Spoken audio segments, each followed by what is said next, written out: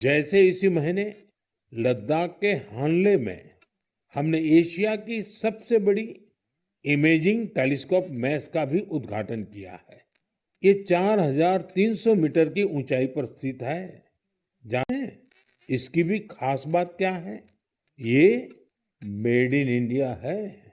सोचिए, जिस स्थान पर -30 डिग्री की ठंड पड़ती हो, जहां ऑक्सीजन तक का अभाव हो, वहां हमारे वैज्ञानिकों और लोकल इंडस्ट्री ने वो कर दिखाया है जो एशिया के किसी देश ने नहीं किया।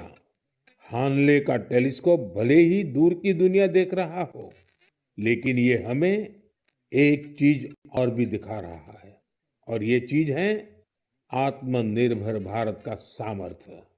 साथियों, मैं चाहता हूं आप भी एक काम जरूर करें। आत्मनिर्भर होते भारत के ज्यादा से ज्यादा उदाहरण, ऐसे प्रयासों को शेयर करिए।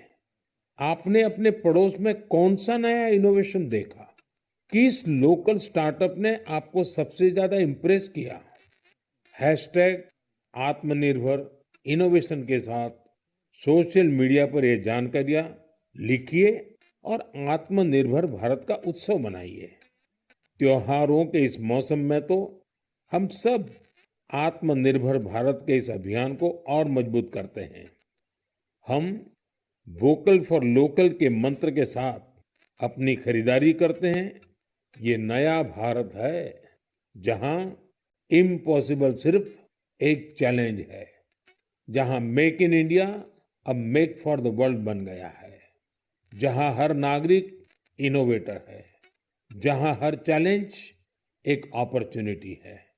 हमें न सिर्फ भारत को आत्मनिर्भर बनाना है, बल्कि अपने देश को इनोवेशन के ग्लोबल पावर हाउस के रूप में मजबूत भी करना है। मेरे प्यारे देशवासियों, मैं आपको एक ऑडियो सुनाता हूं। हेलो। सर नमस्ते सर। नमस्ते सर बोलिए सर। देखिए, जो आपने एफआईआर नंबर मुझे सेंड किया है, इस नंबर के खिलाफ 17 कंप्लेंट्स हमारे पास। आप ये नंबर यूज कर रहे हैं? तो मैंने नहीं यूज करता हूँ सर। अभी कहाँ से बात कर रहे हो? सर कर्नाटका सर, वो घर में हूँ सर। ओके, इसके लिए आप अपने स्टेट में रिकॉर्ड करवाइए ताकि ये नंबर ब्लॉक कर दिया जाए, फ्यूचर में आपको कोई प्रॉब्लम ना हो। Okay, yes sir. अभी मैं आपको कनेक्ट कर रहा हूँ, ये आपका इन्वेस्टिगेशन ऑफिसर है। आप अपनी स्टेट में रिकॉर्ड करवाइए ताकि ये नंबर ब्लॉक कर दिया जाए। Okay, yes sir, yes sir, yes sir. अब बताइएगा मैं किसके साथ बात कर रहा हूँ। अपना आधार कार्ड मुझे शो कीजिएगा वेरीफाई करने के लिए, बताइएगा।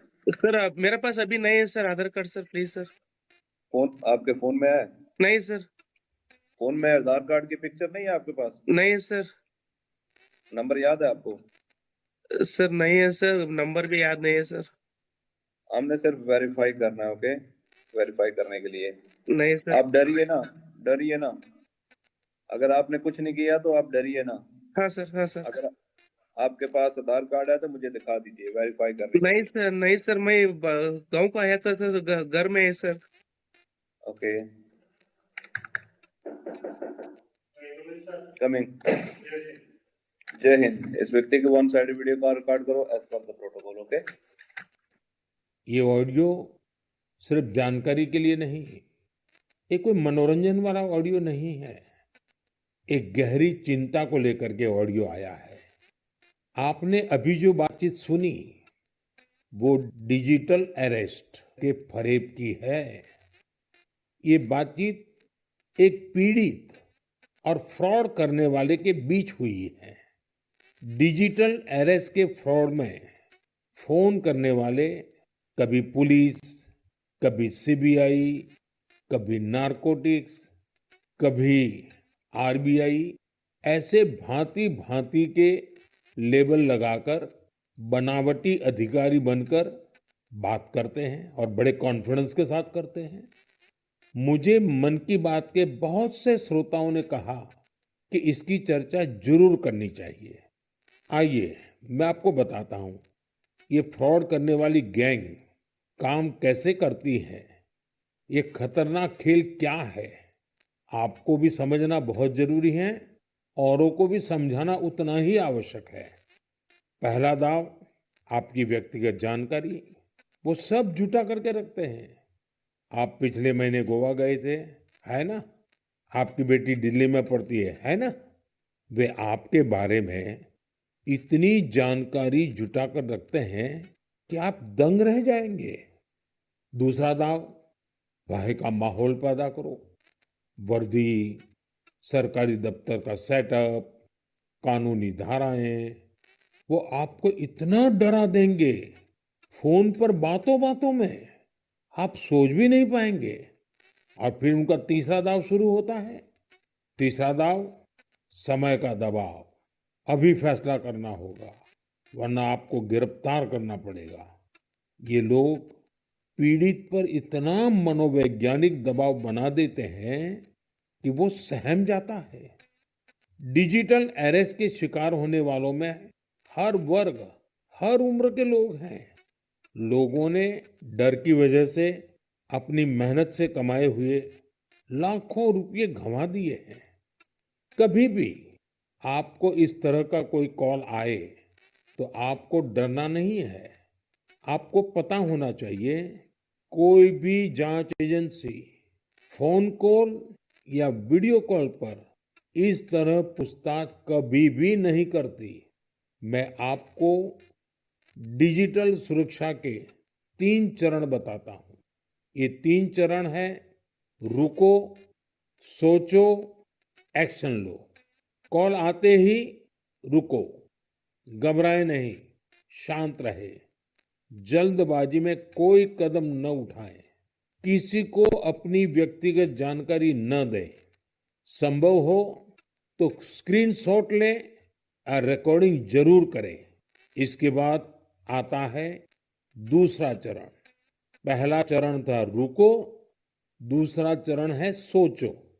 कोई भी सरकारी एजेंसी फोन पर ऐसे धमकी नहीं देती, न ही वीडियो कॉल पर पूछताछ करती है, न ही ऐसे पैसा की मांग करती है।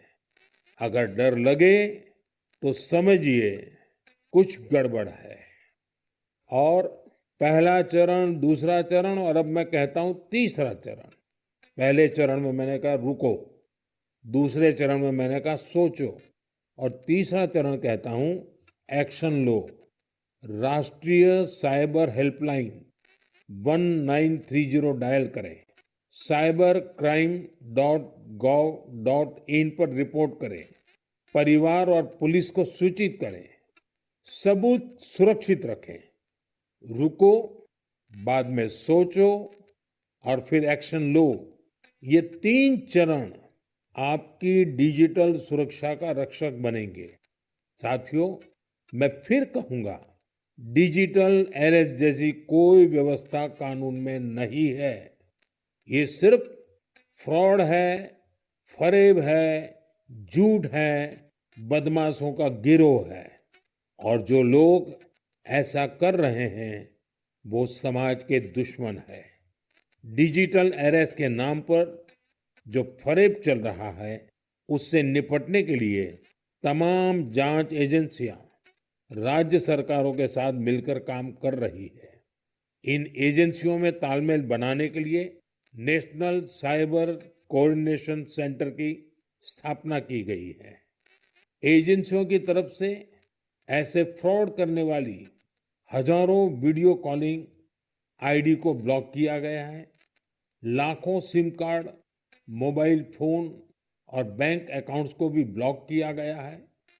एजेंसियां अपना काम कर रही है, लेकिन डिजिटल अरेस्ट के नाम पर हो रहे स्कैम से बचने के लिए बहुत जरूरी है हर किसी की जागरूकता, हर नागरिक की जागरूकता। जो लोग भी इस तरह के साइबर फ्रॉड का शिकार होते हैं, उन्हें ज्यादा से ज्यादा लोगों को इसके बारे में बताना चाहिए।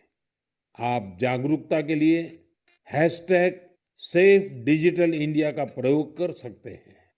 मैं स्कूलों और कॉलेजों को भी कहूंगा कि साइबर स्कैम के खिलाफ मुहिम में छात्रों को भी जोड़ें। समाज में सबके प्रयासों से ही हम इस चुनौती का मुकाबला कर सकते हैं। मेरे प्यारे देशवासियों, हमारे बहुत सारे स्कूली बच्चे कैलीग्राफी यानी सुलेख में काफी दिलचस्पी रखते हैं। इसके जरिए हमारी लिखावट साफ, सुंदर और आकर्षक बनी रहती है।